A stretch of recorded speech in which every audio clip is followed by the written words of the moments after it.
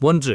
India முழுவதும் பாரம்பரிய தளங்களை புதுப்பிக்கவும் பராமரிக்கவும் நிறுவனங்களுக்கான அரசாங்க திட்டம் எது?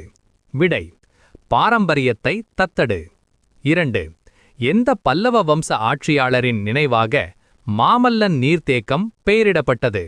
விடை: முதலாம் நரசிம்மவர்மன். 3.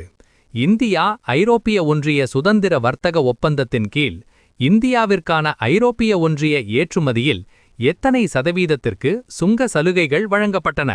விடை: 95%. 4. விண்வெளி செயல்பாடுகளுக்கான நாசாவின் கீழ் குறுக்கிடப்பட்ட ஒருங்கிணைப்பு பொறிமுறையின் பெயர் என்ன? விடை: ஆர்டெமிஸ் உடன்படிக்கைகள். 5. சூறாவளி தயார்நிலை மாதிரியில் எச்சரிக்கை அமைப்புகளில் பொது நம்பிக்கையை உருவாக்கியதன் மூலம் வெற்றி பெற்ற இந்திய மாநிலம் எது? விடை: ஒடிஷா. 6. புடாபெஸ்ட் சைபர் குற்ற ஒப்பந்தம் எந்த ஆண்டு நிறுவப்பட்டது? விடை: 2001. 7. இந்தியாவின் அமைதிக்கால மிக உயர்ந்த வீரத்துக்கான விருது எது? விடை: அசோக சக்ரா. 8.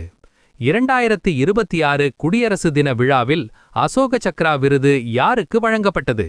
விடை: குரூப் கேப்டன் சுபான்ஷு சுக்லா. 9.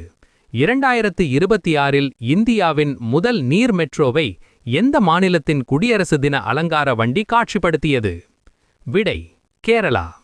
10.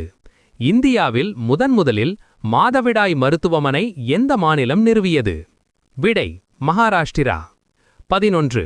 அணிவகுப்பு பாசறை திரும்பும் தினம் எப்போது கடைபிடிக்கப்படுகிறது? விடை: ஜனவரி 29. பேசிலஸ் சப்டிலிஸ் மாநில நுண்ணுயிரியாக அறிவித்த மாநிலம் எது? விடை: கேரளா. இந்திய செய்தித்தாள் தினம் எப்போது கடைபிடிக்கப்படுகிறது? விடை: ஜனவரி 29.